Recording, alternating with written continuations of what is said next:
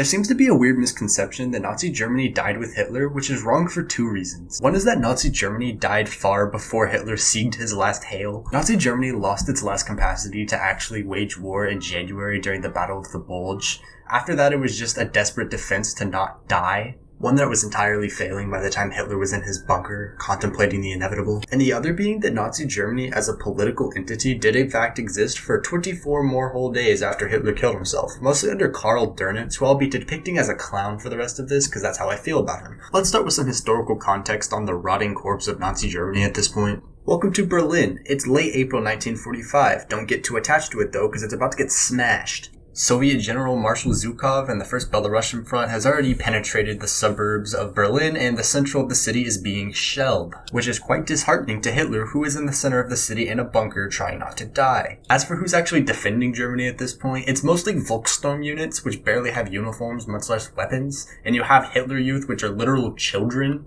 and then you have whatever army soldiers weren't annihilated by the Soviets previously, who have never fought with each other because they're in slapped-together divisions.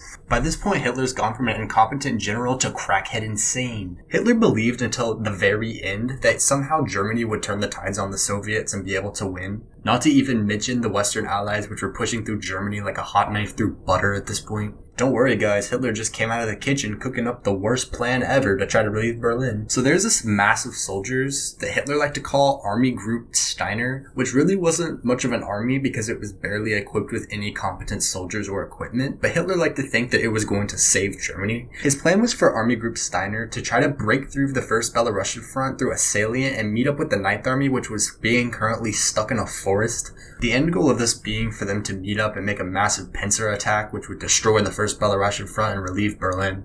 You see, one small problem though is that Army Group Steiner was mostly Hitler Youth, mixed in with Kriegsmarine and Luftwaffe ground crews, which had never actually fought on the ground. And also the Soviet lines held 6,000 tanks, and this Army Group Steiner, which was supposed to smash through them, held a grand total of 12 tanks, which were all stolen from the French. And if you know anything about French tanks in World War II, they're incredibly mid. Combine that with the fact that the Ninth Army had been stuck in the forest for some time and was basically out of supplies and was on its way to getting annihilated, and you have the literal worst plan ever. To the credit of Army Group Steiner's commander Felix Steiner, he was not crackhead insane and decided to tell Hitler that he would in fact not charge to his certain doom. This made the mustache man very angry, and he proceeded to declare the war lost and blame everybody else but himself. Hitler declared that he would stay in Berlin till the end, and by that he meant he would stay till April 30th, when he was a hopeless racist all his life surrounded by Soviets all the time, and then proceeded to take it as a sign.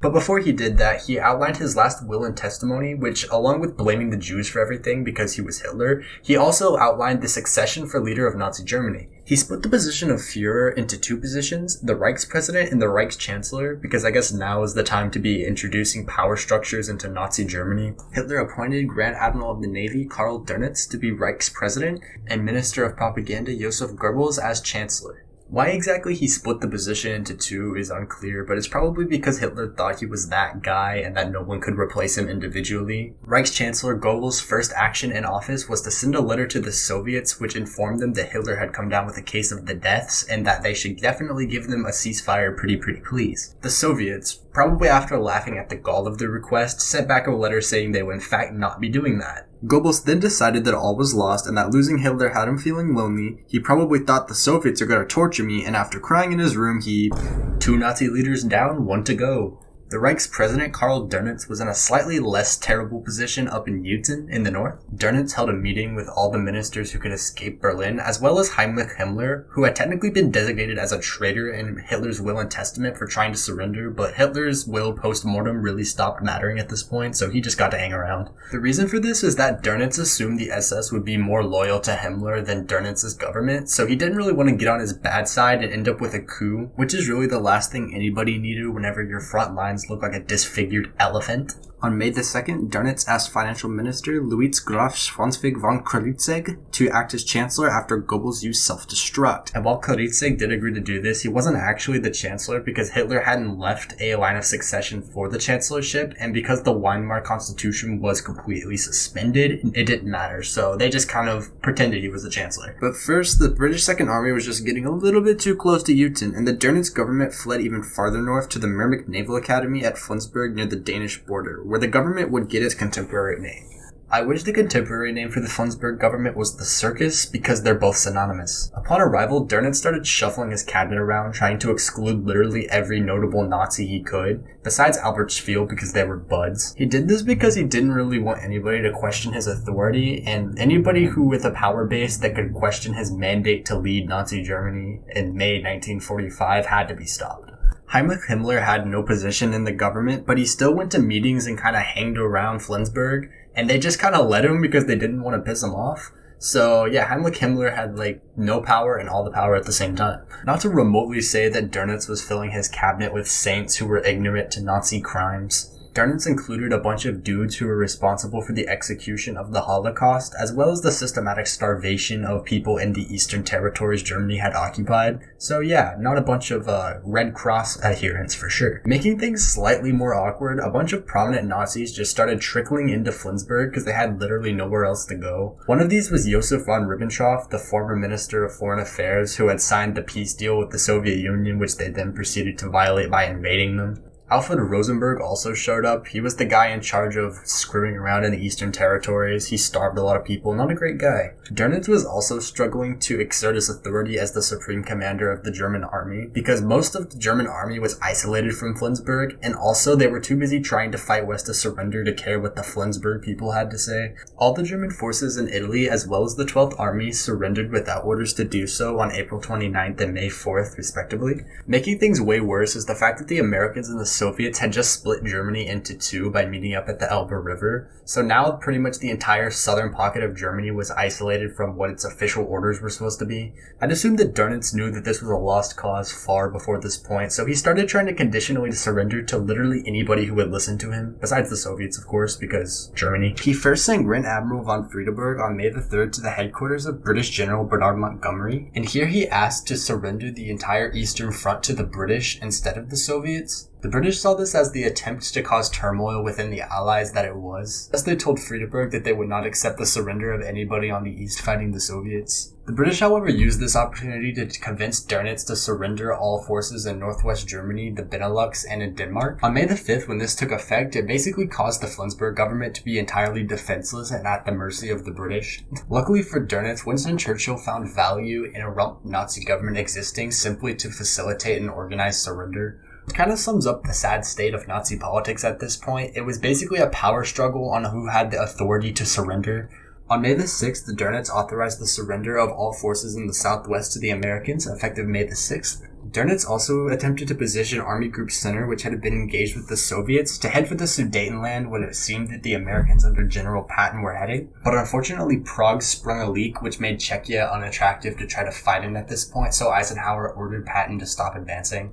Dönitz had to be realizing that his ability to stall was running out, because he sent Albert Jodl to meet with Eisenhower with the authority to unconditionally surrender, but not until he sat there and wasted everybody's time so more people could surrender to the West. Eisenhower eventually called on and got tired of this BS and told him that if he didn't surrender now, he would stop allowing German forces to surrender from the East. Dönitz realized his bluff was called and authorized Jodl to surrender on May the 7th at 1:30 a.m. The surrender was to go into effect on 11:01 p.m. on May the 8th. But before the surrender officially took place, Dönitz tried to do a little bit of trolling, and instead of ordering the soldiers in the east to stay in place like the document said, he told them to fight to the west like they had been doing. This made the Soviets really angry, who then refused to sign the surrender document. The Soviets demanded that in order for the surrender to be accepted, they would need the signatures of the leaders of every branch of the German military, the Army, the Navy, the Air Force, as well as the Chief of the German High Command. After they did this, on May the 8th, Dönitz stopped his grand plan of stalling and gave orders for all German forces to surrender and hand over their weapons.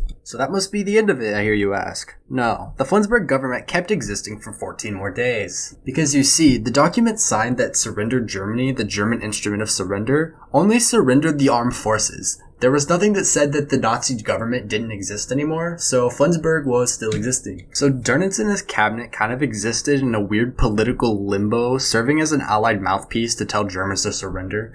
A weird thing about the Flensburg government is how seriously it seemed to take itself. Dönitz and his cabinet met every day at 10 a.m. discussing post-war reconstruction and which logos they should keep after the war, like the Allies were going to see concentration camps and just excuse the Nazi perpetration of ethnic genocide and leave these clowns in charge. The Flensburg government also liked to throw Himmler and the SS under the bus by accusing them of being the ones who staged the Holocaust and claiming complete ignorance of everything, which is super ironic because the Minister of Culture, William Stuckart, had attended the meeting that literally arrived at the Holocaust.